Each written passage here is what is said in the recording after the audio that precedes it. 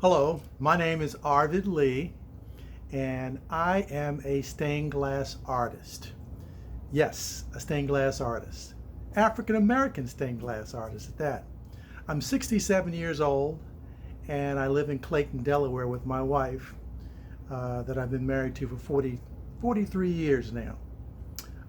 I started off as a pastel artist. You might be familiar with pastel chalks and so forth. Love the medium, enjoyed working with pastels. But if you know anything about pastels, you do a lot of fading, a lot of soft coloring, that type of thing. It was fun. I enjoyed it, even had some successes. At one time, I was doing portraits, and I felt that the portraits were good, lifelike, but for the most part, pretty boring because all I was doing is duplicating what I saw. I wanted to do something that was new and exciting and innovative. Couldn't figure out what that was until one day I happened upon a church and I saw these beautiful stained glass windows. I said, my God, they're gorgeous. The color and how it shone through, how the light shone through the windows was absolutely awesome. The other part of that is I doodle. And I'm sure a lot of artists have some form of a sketchbook or something that they record their ideas. I doodle. I enjoy doodle. I especially enjoy doodling when I'm doing something else. For example, talking on the phone. And you're just kind of scribbling as you're going through, and you realize that your subconscious mind has actually put together something that's incredibly unique and different. And if you ever think about a doodle is pretty much kind of two-dimensional, doesn't require any fading, any soft contouring.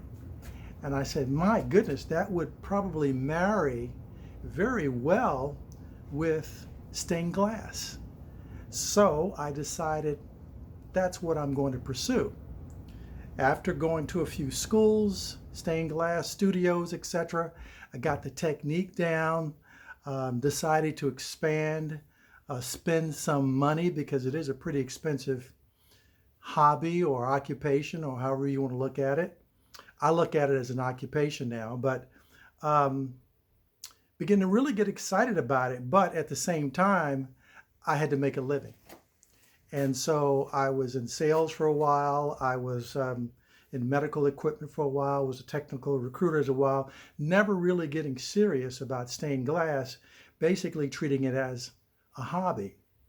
Well, it wasn't until 2018 when I was offered a retirement package from my company that I decided I'm going to go ahead and do this full time. I'm going to give it all I got, which I did. And I found myself expanding the horizon, wanting to do more with stained glass than just a simple sun catcher. So I began to really grow in that area, and that's how I've come to where I am today. One of the things that I find that I think would put me above the other contestants or the other artisans is two things. Number one, I think the designs are the most important aspect of stained glass, hands down. You can buy designs online, which makes you, in my mind, just a craftsman, a simple hobbyist, if you will. I like to create my ideas from my inspirations, from things that I see around me, things that affect me internally. And I think that really makes a difference. My designs are my designs, my creative designs. For an example, here's a design that I've just completed.